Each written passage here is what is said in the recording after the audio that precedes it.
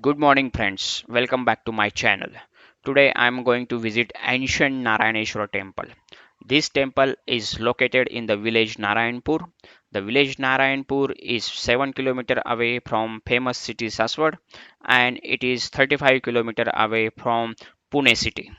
So, friends, Narayanpur is famous for two reasons. One, it has a famous Lord Datta temple, which is sacred place for Datta Sampradaya, and another is this ancient temple, Narayaneshwar temple. So, let us go and explore it. I have come to Narayaneshwar temple. This temple has the influence of Hemadapanthi style of temple architecture. This temple was constructed in the era of Yadava rulers and the temple was also dedicated to Lord Narayana or Lord Vishnu. Hence, the name is derived as Narayaneshwar temple. Inside the temple, there was a beautiful Lord Vishnu's idol. Later period of time, it was taken out from the temple, and now that idol you can see in Chhatrapati Shivaji Maharaj Museum, Mumbai. The remnants of Nandi Mandapa are visible, might have been destroyed in medieval time. Outside the temple, we get to see the beautiful idol of Nandi Maharaj.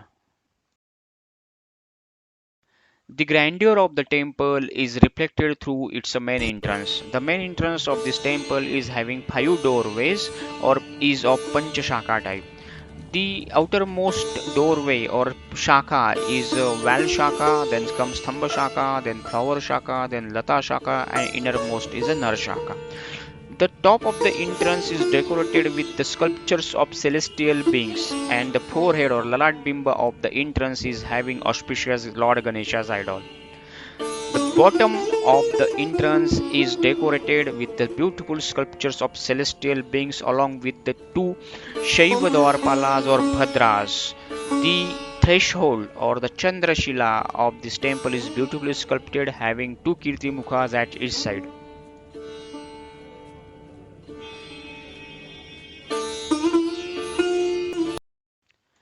Entering into the temple, we get to see magnificent Sabha Mandapa. It is stood by 20 major pillars. We can see Nandi Maharaj's small idol made of bronze placed on elevated stone platform at the entrance of the Sabha Mandapa. In the Sabha Mandapa, on the ground, we can see big circular stone. It is polished one. So this might be the part of the original temple architecture and that time it was used to perform the rituals. Now we get to see auspicious bronze turtle on it. Unlike other ancient temples, here we do not get to see bharikshas. Instead we get to see bhar nagas or bhar sarpas holding the load of the temple. The top portion of the pillar is circular and the bottom portion of the pillar is rectangular in shape. At the entrance of the Gurbhagriha, I got to see two beautiful statues of Bhadras or Dwarpalas. These are the same as we saw at the entrance of the temple, but it was in miniature form, now it is in enlarged form. Friends, at the entrance of the Garbhagriha, there are two sculptures of Shiva Dwarpalas or Bhadras. One of them is here, which I am showing to you. But you will really surprise, you will really amazed to see the depth of the detailing this sculpture has. I will show you. Let us explore. So at the top, you will see face of Kirti Mukha is carved. There is a Kirti Mukha's face. It is carved at the top of the sculpture. Then friend, if you come down, you will notice the Bhadra is sporting some sort of crown made of cloth or cotton. We generally call it pagdi, but here it looks like a crown. If you look at the detailing of the crown, you will be really surprised. For example, here this part of the crown or the pagdi is coming from the top and going through the another part of the pagdi. The same case with this the side part of the pagdi. So likewise, I inform that the crown is made of cloth or cotton. So these all parts of the pagdi, they are entangled with each other. Now imagine it looks like a real one. Imagine there is a real crown which is made of the cloth the same as it is, and now you want to craft it on a stone. You want to make it from the stone. How difficult it is. But the craftsman didn't make any mistake. If you see, this left part of the crown is exact identical with the right part. There is no mistake. There is no error. So here you can notice the intricacy while making this crown in on this sculpture.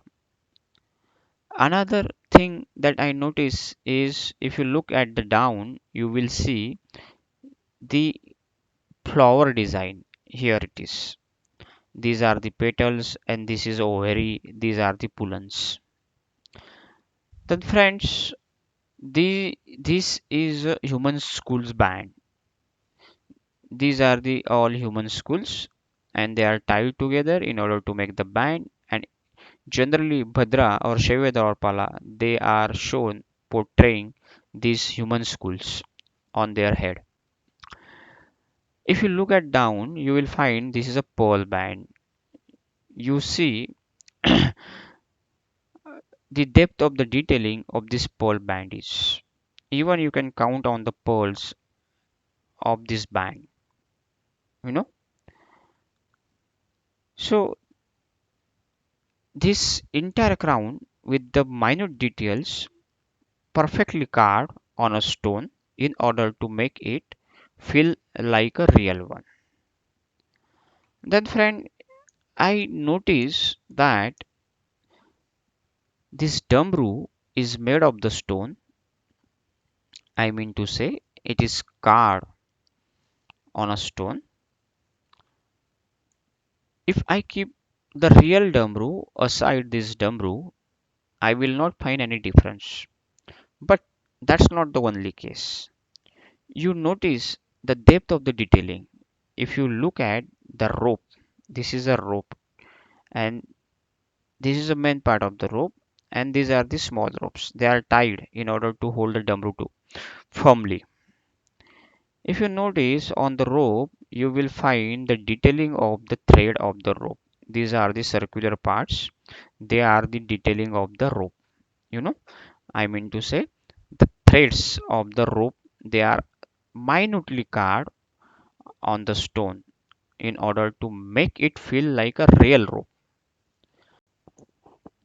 I notice the amulets and ornaments in this sculpture. This is a bead garland. Okay, this is also bead garland. These are the all amulets, and this is a drapery. So you can see the detailing of the drapery and bead garlands around the neck of the Bhadra. Most importantly, what I notice, if you look at the serpent around the Bhadra's neck, okay, so if you notice the tail is going from the back of the hood and coming forward, then friend, I notice that this Bhadra is wearing trident. Okay, you notice the shape of the trident, how precisely and accurately it is. Moreover, I would say if you look at the palm or the fingers, the Bhadra with which the Bhadra is holding this trident is really amazing. Even you can see the shape of the palm and the bones and flesh of the palm. Then you will notice the pinky finger is having ring. Then the third finger is slightly bent. Then the middle finger is straight. You can see the shape of the middle finger. Friends, Then you look at the bottom of this Virbhadra sculpture, you will find this sculpture is portraying or showing a chain. Look at this chain. Look at the links of this chain. Friend, it's not a real world metal chain, it's a stone chain.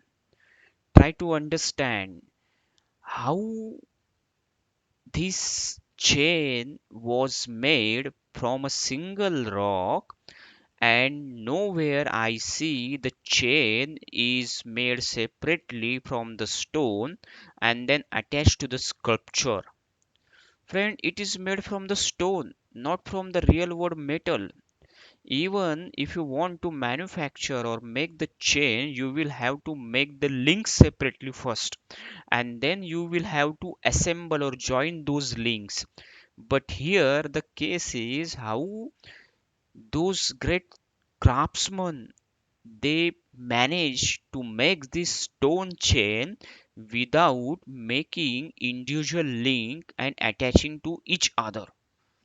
This is really astonishing. This is really surprising. In the Sanctum Sanctorum, there is a self-manifested Shivalingam or Swayambhu Shivlingam. It is a feet below the floor and covered with the transparent sheet, so that devotees would offer puja and pray to the Shivlingam.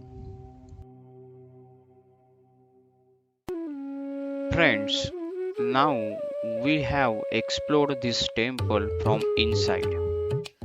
We have seen Sabha Mandapa, Antarala, Garbhagriha. Now let us explore this temple from outside. As I said earlier, the Nandi Mandapa was ruined long back, hence we do not see pillars and shelters in the Nandi Mandapa intact. But the foundation stones or Adhisthana is made of various moldings, especially Padma or flower shaped moldings. The middle part of the temple or Janga is made of the stones, beautiful design carved on it. Friends, this temple has the entrance from the west and the exit from the south. So the south side doorways where I am showing you is exactly same as the doorways we saw at the entrance, main entrance of the temple. There is hardly any difference.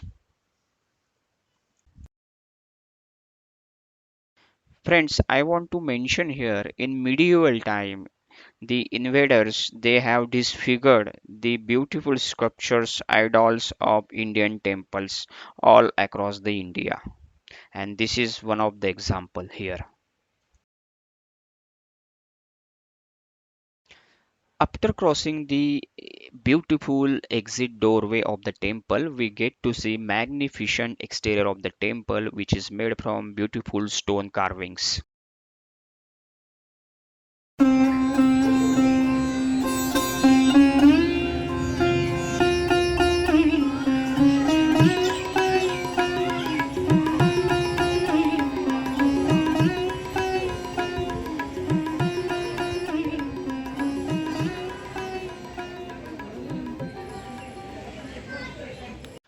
The entire outer wall of the temple is decorated with the beautiful stone carved designs. At the south side of the Garbhagriha outer wall, there is a empty Dev Koshtaka. And below that, there is almost 10 feet deep well where the water from the Abhisheka is collected. The temple was restored intermediately under various rulers. The Shikara seems to be reconstructed in 17th to 18th century.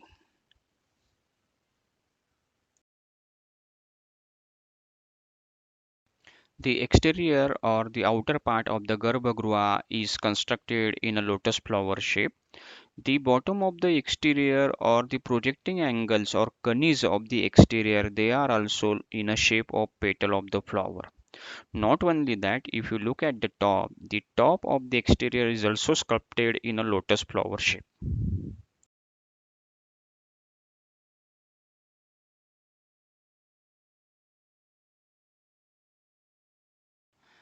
All across the temple on exterior there is a provision to lit up the diya.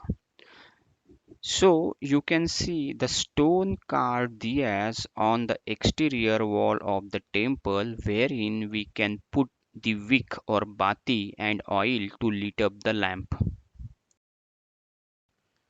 Craftsmen from the bygone eras metamorphosize the stones into beautiful and fragile designs. The entire temple was constructed by interlocking the stones. Nowhere we get to see any joining elements.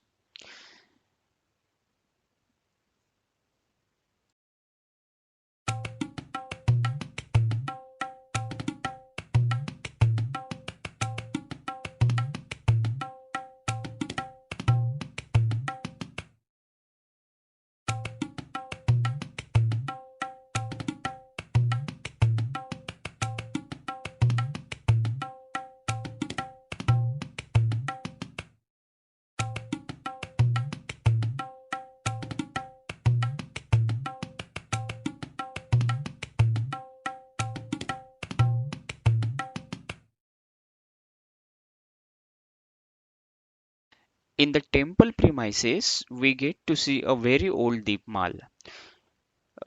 How old this Deepmal is, nobody sure, but I think this might be as old as this temple.